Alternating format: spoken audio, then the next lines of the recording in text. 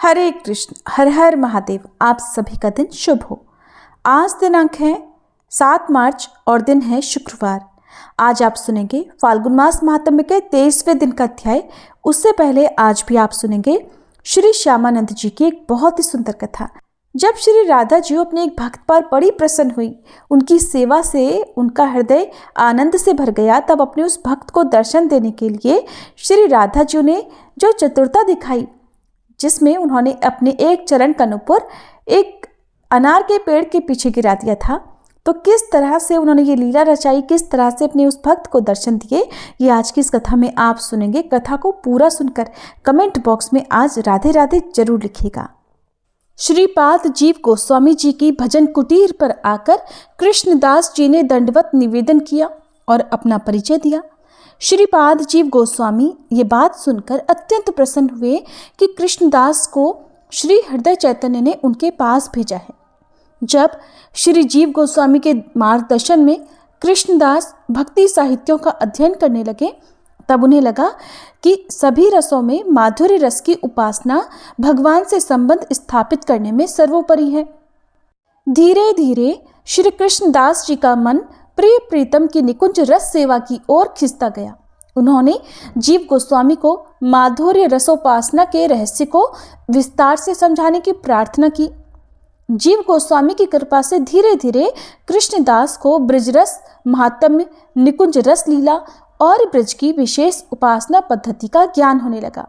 एक दिन श्री जीव गोस्वामी ने श्री कृष्णदास जी को श्री सेवा कुंज की गलियों की सफाई करने की सेवा प्रदान कर दी। नित्य प्रति श्री कृष्णदास जी सेवा कुंज अपने खुरपा सोहनी लेकर जाते और पूरे क्षेत्र की सफाई करते थे। श्री कृष्णदास जी की वृंदावन रज में बड़ी निष्ठा थी। ये वृंदावन की रज कोई साधारण रज नहीं है। रसिक संतों की वाणी में प्रमाण मिलता है कि जो वृंदावन रास के रसिक हैं वे तृषा से मर जाएंगे, लेकिन जिस जल को ब्रज रज का स्पर्श ना हुआ हो वो जल नहीं ग्रहण करेंगे। स्वामी श्री हरिदास जी ने अपनी लीला में ये प्रकट किया है कि वृंदावन रज का एक एक कण पारस मणि के समान है। रसिकों ने प्रभु से यही तो मांगा है कि मोहे मोर जो बनाओ तो बनाओ वृंदावन को, नाच नाच चहक चहक तुम्ही को रिझाऊंगो। मोहे बंदर बनाओ तो बनाओ वृंदावन को, डाल डाल कूद कूद तुम्ही को रिझाऊंगो। मोहे भिक्षुक बनाओ तो बनाओ ब्रजमंडल को, मांग मांग टूक ब्रजवासिन सो खाऊंगो। कोकिला करो या कीट करो कालिंदी के तीर, आठों याम श्याम श्याम श्याम गाऊंगो। रसिकों के जीवन में तो ऐसा समय भी आया था जब यवनों का आक्रमण हुआ। राधा वल्लभ जी कामवन चले गए, बांके बिहारी जी भरतपुर चले गए, परंतु रसिकों ने वृंदावन नहीं छोड़ा। यवनों ने एक एक अंग से 100 टुकड़े कर दिए, परंतु वृंदावन नहीं छोड़ा। खंड खंड हो जाए तन अंग अंग संत टूक, वृंदावन मत छाड़ियो छाड़वो है बड़ी चूक। जब मुक्ति भगवान से पूछती है कि मैं सब जीवों को मुक्त करती हूँ, परंतु मेरी मुक्ति किस प्रकार होगी, तब श्री कृष्ण कहते हैं, पड़ी रहो या गैल में साधु संत चली आए, ब्रज राज उड़ मस्तक लगे मुक्ति मुक्त है जाए। रसखान जी ने ब्रज रज की महिमा बताते हुए कहा है कि एक ब्रज रेणुका पे चिंता मणि वार डारूं। धर्म सम्राट श्री स्वामी करपात्री जी महाराज कहा करते थे कि भगवान के सभी धामों की महिमा एक सी है, पर श्री ब्रज की महिमा अन्य धामों की रज की महिमा से अधिक है। अन्य धामों में तो भगवान अपने चरण कमलों से चले हैं, खेले हैं, कूदे हैं, जिससे वहाँ की भूमि निश्चित रूप से धन्य हुई है, परंतु ब्रज धाम में तो चलने फिरने खेलने कूदने की बात ही क्या है। यहाँ की तो एक एक रज को श्री कृष्ण ने चाट चाट कर उसे परम पुनीत जो बना दिया है। कृष्ण ने तो यहाँ की मिट्टी अपने श्रीमुख में रखी है। एक बार प्रयागराज का कुंभ योग था। चारों ओर से लोग प्रयाग तीर्थ जाने के लिए उत्सुक हो रहे थे। श्री नंद बाबा और उनके गोष्ठ के भाई बंधु भी परस्पर परामर्श करने लगे कि हम भी चलकर प्रयागराज में स्नान दान पुण्य कराएं, किंतु श्री कृष्ण को ये कब मंजूर था। प्रातःकाल का समय था। श्री नंद बाबा वृद्ध गोपों के साथ अपनी बैठक के बाहर बैठे थे कि तभी सामने से एक भयानक काले रंग का घोड़ा सरपट भागता हुआ आया। सब भयभीत हो उठे कि कंस का भेजा हुआ कोई असुर चला आ रहा है। वह घोड़ा आया और ज्ञान गुदड़ी वाले स्थल की कोमल कोमल रज में लोटपोट होने लगा। सबके देखते ही देखते उसका रंग बदल गया। काले से गोरा, अति मनोहर रूपवान हो गया वह घोड़ा। श्री नंद बाबा और सब आश्चर्यचकित हो उठे। वह घोड़ा सबके सामने मस्तक झुकाकर प्रणाम करने लगा। श्री नंद बाबा ने पूछा, आप कौन हैं? यहाँ कैसे आए और इस रज में लौटकर काले से गोरे कैसे हो गए? तब वह घोड़ा एक सुंदर रूपवान विभूषित महापुरुष रूप में प्रकट होकर हाथ जोड़कर बोला, मैं तीर्थराज प्रयाग हूँ। विश्व के अच्छे बुरे सब लोग आकर मुझ में स्नान करते हैं और अपने पापों को मुझ में त्याग कर चले जाते हैं, जिससे मेरा रंग काला पड़ जाता है। इसलिए मैं हर कुंभ से पहले यहाँ श्री वृंदावन आकर इस परम पावन स्थल की धूलि में अभिषेक प्राप्त करता हूँ। मेरे समस्त पाप दूर हो जाते हैं। निर्मल शुद्ध होकर मैं यहाँ से आप व्रजवासियों को प्रणाम कर फिर चला जाता हूँ। अब आप मेरा प्रणाम स्वीकार करें। इतना कहते ही वहां ना घोड़ा था ना सुंदर पुरुष। श्री कृष्ण बोले, बाबा क्या विचार कर रहे हो? प्रयाग चलने का किस दिन मुहूर्त है? नंद बाबा और सारे ब्रजवासी एक स्वर में बोल उठे, अब कौन जाएगा प्रयागराज? प्रयागराज हमारे ब्रज की रज में स्नान कर पवित्र होता है, फिर भला हम वहां जाकर क्या करें? सबने अपनी यात्रा स्थगित कर दी। श्री दुखी कृष्णदास जी अपने हाथ पैरों पर झुककर अच्छी तरह से साफ सफाई सेवा किया करते थे। उनका संपूर्ण शरीर ब्रज रज से ढका रहता था। इस प्रकार सेवा करते करते पूरे 12 वर्ष बीत गए, परंतु कभी भी कृष्णदास जी ने कभी भी जीव गोस्वामी जी से प्रश्न नहीं पूछा था कि हमें कोई और सेवा ना प्रदान कर इस प्रकार केवल सेवा कुंज में झाड़ू लगाने की ही सेवा क्यों प्रदान की गई है। कभी कभी श्री कृष्णदास जी को लाडली जी के चरण चिन्ह के दर्शन भी हो जाते थे और कभी कभी तो श्री लाल जी के चरणों के दर्शन हो जाते। मन ही मन नित्य श्री लाडली जी को पुकारा करते और कहा करते कि चरण चिन्हों का दर्शन तो आपकी कृपा से होता है, परंतु वो दिन कब आएगा जब प्रत्यक्ष चरणों के दर्शन होंगे। श्री लाडली जी इस भाव भरी प्यारी सखी को दर्शन तो देना चाहती हैं, परंतु श्री लाडली जी स्वयं जाकर दर्शन दें ये उनके हाथ में नहीं है, उनकी सखियों के हाथ में है। जब तक श्री ललिता जी, श्री विशाखा जी, श्री वंशी आदि जी की इच्छा नहीं हो तब तक श्री लाडली जी कैसे जाकर दर्शन दें। तब श्री राधा रानी के मन में अपने भक्त को देखकर एक उपाय सूझा। उन्होंने नित्य रास के समय जानबूझकर अपने चरण का एक इंद्रनील मणियों से जटित नुपुर सेवाकुंज की गलियों में एक अनार के पेड़ के पास गिरा दिया।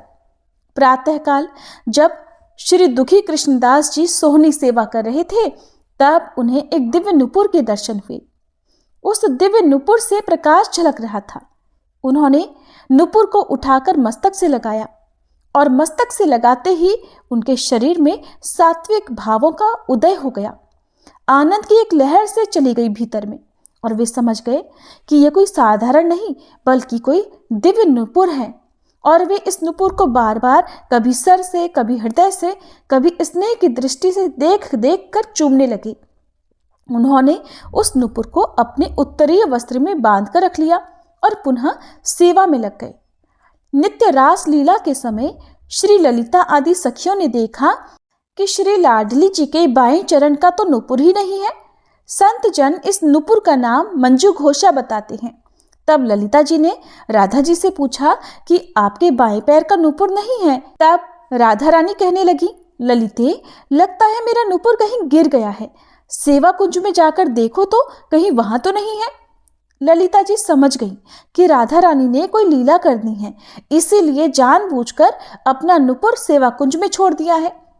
श्री ललिता सखी एक वृद्ध ब्राह्मणी के वेश में सेवा कुंज गई और वहां कृष्णदास जी से पूछा, बाबा आपने यहाँ कहीं नुपुर देखा है क्या? मेरी बहू फूल लेने गई थी, परंतु पास में उसे शेर दिख गया, इसलिए मारे डर के वह सुरक्षित स्थान पर भाग गई और इसी बीच उसके पैर का नुपुर कहीं निकलकर गिर गया होगा। अगर तुम्हें मिला हो तो हमें दे दो। उस वृद्ध ब्राह्मणी ने अपना नाम राधदासी, गोत्र कान्यकुब्ज और निवास स्थान मथुरा का यावत ग्राम बताया। श्री कृष्णदास जी तो संत हैं, असत्य कैसे बोले? उन्होंने कहा, हाँ मुझे मिला तो है एक दिव्य नुपुर, पर वो नुपुर तुम्हारा तो नहीं है। जिसे देखते ही मन में अद्भुत आनंद हो गया, स्पर्श करते ही प्रेम समुद्र में गोते खाने लगा। ये कोई साधारण नुपुर नहीं है, जिसका है मैं उसी को दूंगा। आप अपनी बहू को यहाँ लेकर आओ, उसके चरणों में ऐसा ही दूसरा नुपुर देखकर मैं इसको दे दूंगा। श्री ललिता जी ने बहुत मनाने का प्रयास किया, परंतु श्री दुखी कृष्णदास जी नहीं माने। श्री लाडली लाल जी के चरणों का भजन करते करते जो भाव प्राप्त होता है, जिसे रसिक जन सखी भाव कहते हैं, वो भाव चतुरता की सीमा है। और ब्रज के रसिकों ने तो इतना तक कहा है, हम गुरु श्यामा श्याम के, हम शिष्य श्यामा श्याम के। नुपुर के बिना अब भला नित्य रास लीला कैसे हो? श्री प्रिया प्रियतम के जो आभूषण हैं वो भी नित्य आभूषण हैं, नित्य सहचर्या हैं, उनके बिना वे नित्य रास कर ही नहीं सकते। श्री प्रिया प्रियतम को जो भी वे अपने श्री अंग पर धारण करते हैं वो सब प्रेम स्वरूप हैं, रस स्वरूप हैं, और किसी अन्य भाव का या अन्य पदार्थ का तो वहां पर प्रवेश ही नहीं है। श्री राधा जी गुप्त रूप में वही कुंजों में अपनी सखियां विशाखा, वृंदा, इंदुलेखा आदि के साथ खड़ी थी। जब कृष्णदास जी नहीं माने, तब श्री ललिता सखी ने कृष्णदास जी से कहा, बाबा आप इस नुपुर के बदले कोई भी वरदान मांग लो, पर यह नुपुर लौटा दो। आपने ठीक ही कहा था, ये कोई साधारण नुपुर नहीं है। ये नुपुर तो श्री राधा रानी जी का है, और मैं श्री स्वामिनी जी की सखी ललिता हूँ। श्री कृष्णदास जी ने ललिता सखी से अपने वास्तविक स्वरूप का दर्शन कराने की प्रार्थना करने पर ललिता जी ने उन्हें अपने दिव्य रूप में दर्शन दे दिए। श्री कृष्णदास जी ने ललिता जी के चरणों में प्रार्थना की कि उन्हें गोलोक में श्री प्रिया जी की निकुंज लीला में नित्य सेवा प्राप्त हो। तब श्री ललिता जी ने कहा कि ये तो केवल इस भौतिक शरीर के छूटने पर ही संभव हो पाएगा बाबा। इस पर कृष्णदास जी ने ललिता जी के चरण पकड़कर विनती करते हुए कहा कि ठीक है, परंतु आप कृपा करके हमें स्वामिनी जी के चरणों का दर्शन ही करवा दीजिए।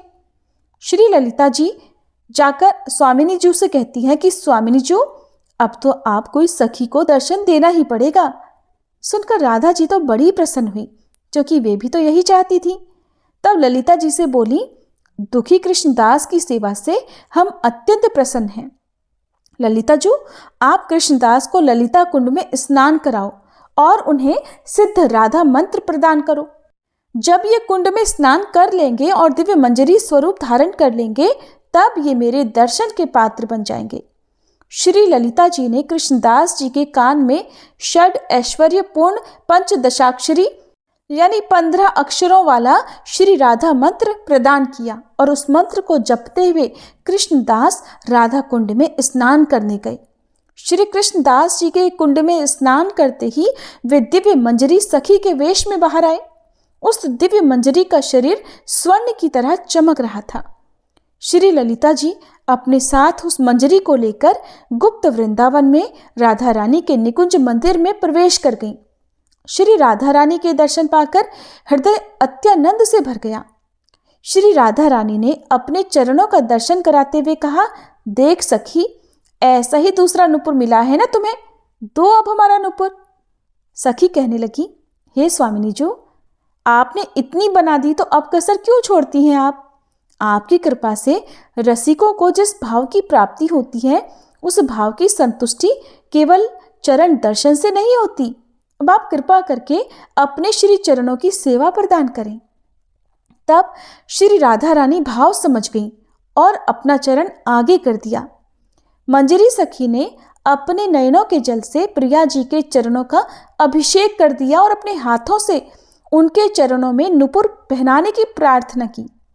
नुपुर धारण कराने से पहले ललिता जी ने प्रिय जी की आज्ञा से नुपुर को मंजरी सखी के ललाट से स्पर्श कराया, और नुपुर के स्पर्श से पूर्व का जो तिलक था वह तिलक नुपुर के आकार के तिलक में बदल गया।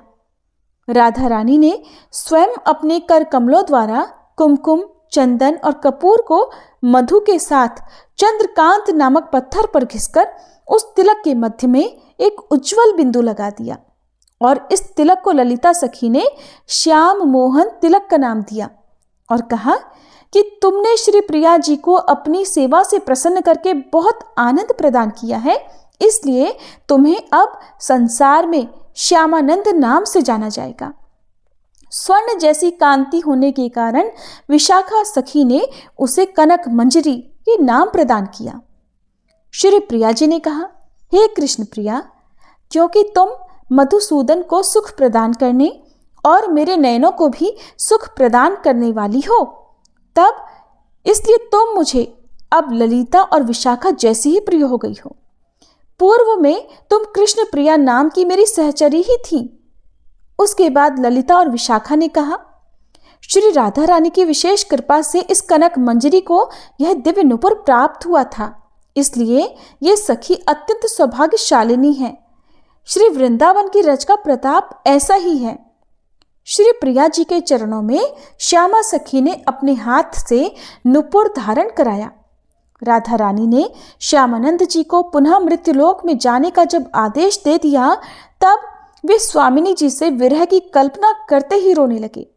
वे बार बार श्री प्रिय जी से अपने चरणों की सेवा से अलग न करने की विनती करने लगे। तब राधा रानी का हृदय दया से भर आया और उनके हृदय कमल से अपने प्राणधन श्री श्याम सुंदर का एक दिव्य विग्रह प्रकट हुआ और श्री प्रिया जी ने ललिता सखी के माध्यम से श्यामानंद को वह श्री विग्रह प्रदान किया। संतों का मत है कि ये घटना 13 जनवरी सन 1578 की वसंत पंचमी वाले दिन की है। श्री प्रिया जी ने श्यामानंद जी से कहा कि जब तक तुम जीवित रहोगे तब तक प्रेम से श्याम सुंदर के इस श्री विग्रह की सेवा करते रहना। ऐसा करने से तुम्हें मेरे विरह का ताप नहीं सताएगा। मृत्युलोक में अपना कार्य पूर्ण हो जाने पर तुम नित्य गोलोक धाम में मेरे चरणों की सेवा प्राप्त करोगे। श्री प्रिय जी ने स्वयं कहा कि इस दुर्लभ श्री विग्रह की कृपा से कलिमल से ग्रसित जीवों का सहज ही उद्धार हो जाएगा और ये सब तुम्हारी सेवा का ही प्रताप है। तुम न होते तो ये अद्भुत श्याम सुंदर का श्री विग्रह कलियुगी जीवों के लिए कैसे सुलभ हो पाता। ललिता सखी ने उसके बाद श्यामानंद जी से कहा कि इस दिव्य लीला के विषय में श्री जीव गोस्वामी के अलावा किसी और से भी मत कहना। अगर तुमने ऐसा किया तो अल्पायु होकर श्री जी प्रिया जी की कृपा से तुम वंचित हो जाओगे। मैंने तुम्हें जो सिद्ध राधा मंत्र प्रदान किया है उसके स्मरण मात्र से तुम्हें श्री प्रिया जी के दर्शन किसी भी समय सुलभ होंगे। अगर कोई विपत्ति आए तो उस मंत्र का स्मरण कर लेना। ऐसा कहकर श्री ललिता आदि सखियां और राधा रानी अंतर्ध्यान हो गए। श्री राधा जी की इच्छा से श्यामानंद जी पुनः अपने पुरुष रूप में आ गए। उस दिव्य श्याम सुंदर के श्री विग्रह को सर पर रखकर श्यामानंद जी श्रीपाद जीव गोस्वामी की कुटिया पर आए। श्री जीव गोस्वामी ने देखा कि दुखी कृष्णदास जी के वक्ष स्थल पर श्यामानंद लिखा हुआ है। राधा रानी के चरण आकार और मध्य में उज्जवल बिंदु का नवीन तिलक है। अत्यंत सुंदर श्याम सुंदर का श्री विग्रह है। उनका लोहे का खुरपा स्वर्ण के खुरपे में परिवर्तित हो गया है। शरीर स्वर्ण की तरह चमक रहा है। आंखों से अश्रुपात हो रहा है। जीव गोस्वामी ने पूछा, कृष्णदास तुम इतने समय से कहाँ थे? तुम्हारा साधारण शरीर सुंदर स्वर्ण कांति में कैसे हो गया? तब कृष्णदास जी बोले, मैं इतने समय से सेवा कुंज में ही था और ये शरीर की स्वर्ण कांति तो मुझे आपकी कृपा से ही प्राप्त हुई। श्री जीव गोस्वामी ने कहा, फिर ये नया तिलक तुम्हें किसने प्रदान किया और ये सुंदर श्री विग्रह तुम कहाँ से लाए? अवश्य ही तुम पर श्री लालजू अथवा श्री लालीजू की कृपा हुई है। तुम सबको सत्य कहो। तब श्री कृष्णदास जी ने एकांत स्थान में ले जाकर जीव गोस्वामी के कान में सारी बात कह दी। जीव गोस्वामी आनंदातिरेक से नाचने लगे। उनकी आंखों से अश्रु बहने लगे। कृष्णदास को आलिंगन प्रदान करते हुए उन्होंने कहा कि तुम तो बहुत भाग्यशाली हो, राधा रानी के विशेष कृपा पात्र हो। केवल इस लीला के स्मरण मात्र से ही मेरे शरीर में कंपन पैदा हो रही है। श्री कृष्णदास जी कहने लगे, ये सब तो आपकी ही कृपा से संभव हुआ है। आपने ही दास को सेवा कुंज की गलियों में झाड़ू लगाने की सेवा दी। आपकी कृपा से ही दास को प्रिया जी का नूपुर प्राप्त हुआ और राधा रानी जी के दर्शन भी सुलभ हुए। आप जैसे रसिक संत की कृपा और इस ब्रज रज के प्रताप का ही तो ये परिणाम है। श्री कृष्णदास जी ने जीव गोस्वामी से विनती करते हुए कहा कि अब आप इस बात को किसी से भी मत कहिएगा। अगर कोई पूछे तो कृपा करके यही कहें कि ये सब कृष्णदास जी के गुरुदेव भगवान का ही कृपा प्रसाद है। उसके बाद श्री जीव गोस्वामी ने सबको ये कह दिया कि कृष्णदास जी के गुरुदेव की कृपा और इच्छा से अब उनका नाम श्यामानंद है और उनके इस तिलक का नाम श्यामानंदी तिलक। श्री श्यामानंद जी ने प्रिया जी के द्वारा प्रदान किया हुआ भगवान का श्री विग्रह अपने भजन कुटीर में पधरा दिया और नित्य प्रेम से उसकी सेवा करने लगे। धीरे धीरे नए तिलक और नाम की बात समस्त ब्रजमंडल और बाहर भी प्रसिद्ध होने लगी। इसके बाद जो कुछ भी हुआ प्रिय श्रोता, उसका वर्णन आप कल की वीडियो में जरूर सुनिएगा। अब सुनिए फाल्गुन मास महात्म्य का आज का अध्याय। ये सारी कथाएं मार्कंडेय जी धर्मराज युधिष्ठिर को सुना रहे हैं। तो पहले आपको ये जानना जरूरी है कि मार्कंडेय जी कौन है। मार्कंडेय जी हमारे धर्म ग्रंथों के अनुसार अमर ऋषि माने जाते हैं। 8 अमर ऋषियों में मार्कंडेय जी ऋषि का नाम भी आता है। इनके पिता मर्कंडू ऋषि थे और जब मर्कंडू ऋषि को कोई संतान नहीं हुई तब उन्होंने अपनी पत्नी के साथ भगवान शिव की आराधना की। उनकी तपस्या से भगवान शिव प्रसन्न हुए और प्रकट होकर उनसे पूछा। तब भगवान ने मर्कंडू ऋषि की इच्छा जानकर उनसे कहा कि वे गुणहीन दीर्घायु पुत्र चाहते हैं या फिर गुणवान और 16 वर्ष का अल्पायु पुत्र। तब मर्कंडू ऋषि ने कहा कि उन्हें अल्पायु लेकिन गुणी पुत्र चाहिए। भगवान शिव ने उन्हें ये वरदान दे दिया। जब मार्कंडेय ऋषि 16 वर्ष के होने वाले थे तब उन्हें ये बात अपनी माता पिता द्वारा पता चल गई। अपनी मृत्यु के बारे में जानकर वो बिल्कुल भी डरे नहीं, विचलित नहीं हुए और शिव भक्ति में लीन हो गए, क्योंकि वे जानते थे कि भगवान शिव की कृपा से सब कुछ प्राप्त किया जा सकता है। इस दौरान सप्तऋषियों की सहायता से ब्रह्मदेव से उन्हें महामृत्युंजय मंत्र की दीक्षा मिली और इस मंत्र का प्रभाव ये हुआ कि जब यमराज तय समय पर उनके प्राण हरने आए तो शिव भक्ति में लीन मार्कंडेय ऋषि को बचाने के लिए स्वयं भगवान शिव ही प्रकट हो गए और उन्होंने यमराज के वार को बेअसर कर दिया। बालक मार्कंडेय की भक्ति देखकर भगवान शिव ने उन्हें अमर हो जाने का वरदान दिया। महाभारत के अनुसार मार्कंडेय जी ने हजार युगों के अंत में होने वाले अनेकों महाप्रलय देखे हैं और मार्कंडेय पुराण इन्हीं की रचना मानी जाती है। सभी पांडव जब वनवास में थे तब उस समय युधिष्ठिर आदि पांडवों से मिलने के लिए मार्कंडेय जी पहुंचे थे और उसी समय उन्होंने धर्मराज युधिष्ठिर को ये सारी कथाएं सुनाई थी। इसी क्रम में आगे बताते हुए मार्कंडेय जी कहते हैं, हे राजन, नर्मदा के उत्तर तट पर कपिला संगम के बाद वैद्युर्य के पश्चिम भाग में नर्मदापुर नामक एक स्थान विख्यात है। वहां पर बहुत से देवर्षि, ब्रह्मऋषि, राजर्षि, तपस्वी और व्यवसायी लोग भी रहते थे। नर्मदापुर के निवासियों में से एक जमदग्नि नामक मुनि भी थे जो हमेशा शिव भक्ति में लीन रहा करते थे। वे हर दिन नर्मदा संगम में स्नान करके तरह तरह के गंध, पुष्प और अगरु आदि मनोहर उपचारों द्वारा भगवान शिव की पूजा करते थे और दक्षिणामूर्ति की शरण लेकर शिव मंत्र के जप में लीन रहा करते थे। 1 मास तक इस प्रकार जप में लगे हुए मुनि को सिद्धेश्वर लिंग स्वरूप देवाधिदेव महेश्वर ने साक्षात दर्शन देकर कहा, ब्राह्मण, मैं तुम्हारी भक्ति और रुद्र जप से संतुष्ट हूँ, वर मांगो। तब जमदग्नि मुनि कहने लगे, हे परमेश्वर, मुझे होम और यज्ञ क्रिया के लिए कामधेनु प्रदान कीजिए, क्योंकि धर्म और शुभ अनुष्ठान के लिए, शिव पूजा और तर्पण के लिए तथा देव कार्य और पितृ कार्य की सिद्धि के लिए गवों को ही सबसे पवित्र माना गया है। महादेव जी कहने लगे, महाभाग, तुम्हें समस्त कामनाओं की सिद्धि के लिए ये कामधेनु दी जा रही है। ऐसा कहकर महादेव जी वहीं अंतर्ध्यान हो गए। जमदग्नि मुनि जिन जिन कामनाओं के लिए कामधेनु से याचना किया करते थे वो सब उन्हें बड़ी आसानी से तुरंत ही मिल जाया करती थी। अब वे सोने के बर्तनों में तरह तरह के मनोवांछित भोज्य पदार्थ परोसकर सहस्त्रों ऋषियों को प्रतिदिन इच्छानुसार भोजन कराने लगे।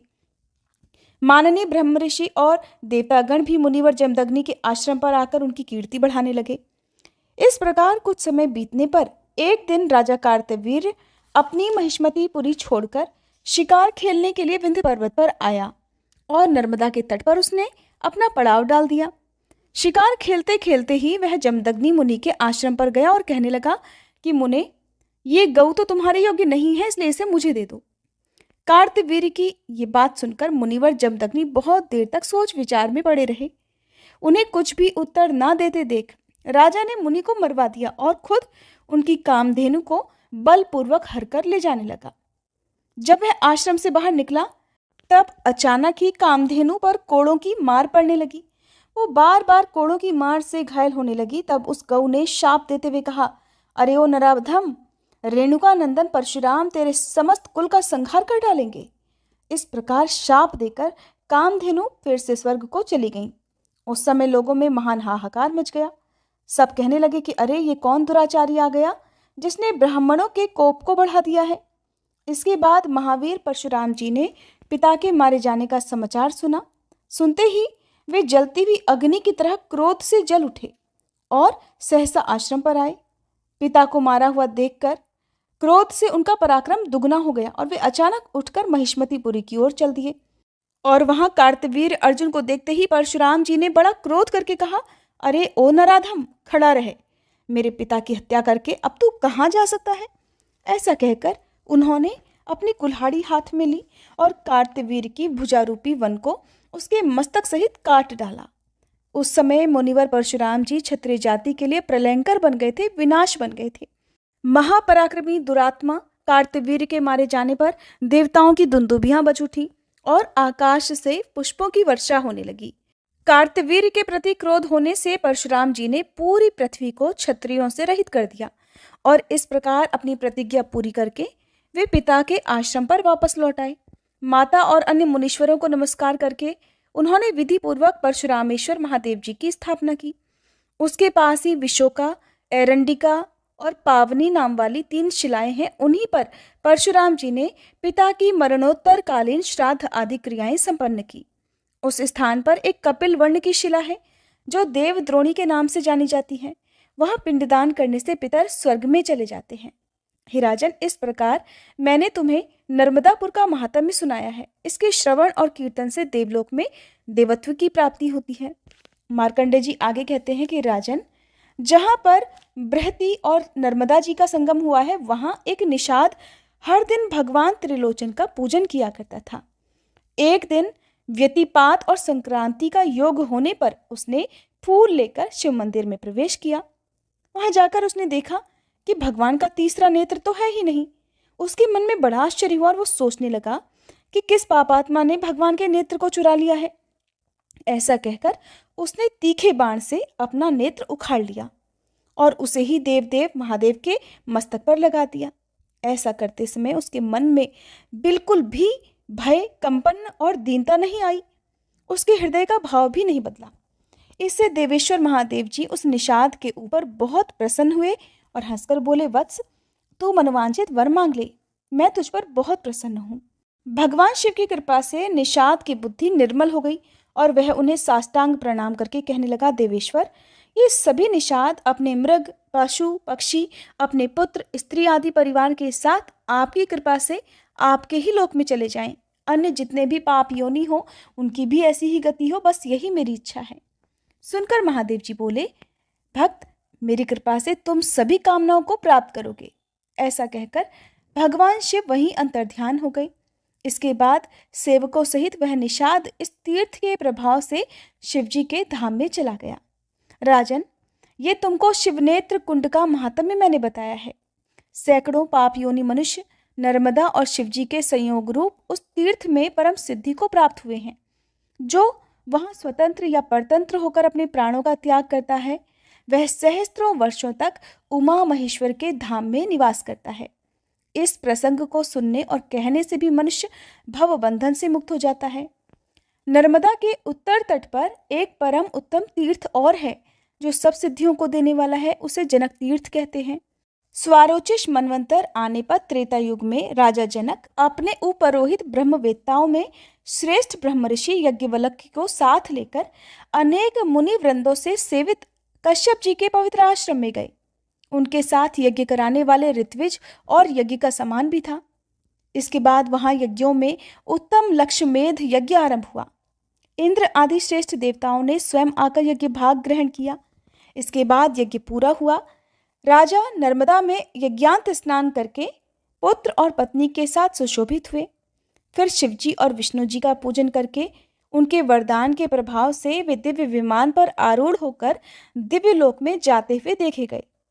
मार्ग में उन्हें देखकर धर्मराज उठकर खड़े हो गए और अर्घ पाद्य आदि लेकर पैदल ही उनके विमान के आगे आ गए। पास आने पर उन्होंने हाथ जोड़कर कहा, महाराज, आपने तपस्या, ध्यान योग, दान और देव पूजन आदि के द्वारा शिवजी और नर्मदा जी के प्रसाद से संपूर्ण दिव्य लोकों पर विजय पाई है। ये सुनकर राजा जनक ने यशस्वी धर्मराज से कहा, प्रभु, सर्वत्र अपनी प्रभा फैलाने वाले भगवान सूर्य जिस प्रकार जीवों के आराध्य देव हैं, वैसे ही आपकी भी मूर्ति है। श्री ब्रह्मा, विष्णु और शिव जी ये जीवों के समस्त कर्मों के साक्षी हैं। इस प्रकार जनक और धर्मराज जी में धर्माधर्म विचार पूर्वक संवाद चल रहा था। तभी देवराज इंद्र, देवर्षि नारद, पर्वत तथा अन्य श्रेष्ठ मुनि राजा जनक का आगमन सुनकर धर्मराज जी के नगर में आ गए। धर्मराज जी ने उन सब का यथायोग्य अलग अलग पूजन किया और वे सब लोग यथायोग्य आसन पर विराजमान हो गए। विराजने के बाद देवर्षि नारद ने पूछा, नारायण नारायण, हे धर्मराज जी, पृथ्वी पर कौन कौन से देश, पर्वत, पवित्र नदियां, आश्रम और तीर्थ ऐसे हैं जहां किए हुए मनुष्यों के दान, होम, जप, तप आदि कभी क्षीण नहीं होते? ये सब यथार्थ रूप से बतलाइए प्रभु। तब धर्मराज जी बोले, मुने, नर्मदा जी के उत्तर तट पर लक्ष्मेध नामक तीर्थ है और वहीं पर लक्ष्मेधेश्वर नामक एक शिवलिंग भी है जो कि परम पवित्र है। भगवान शिव से बढ़कर कोई देवता नहीं है, नर्मदा जी से बढ़कर कोई नदी नहीं है, सत्य से बढ़कर दूसरा कोई धर्म नहीं है और सब प्राणियों पर दया करना ये सबके लिए परम धर्म है।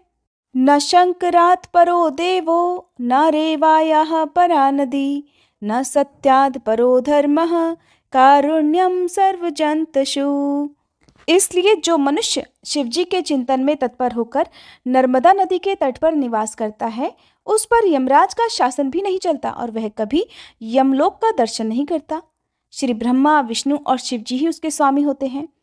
धर्मराज जी के कहे हुए इस धर्माख्यान को सुनकर देवर्षि नारद आदि महर्षि बड़े प्रसन्न हुए। जय भोलेनाथ। आज की कथा में बस इतना ही। इसके आगे का वृतांत आप सब आने वाले अध्याय में जरूर सुनिएगा।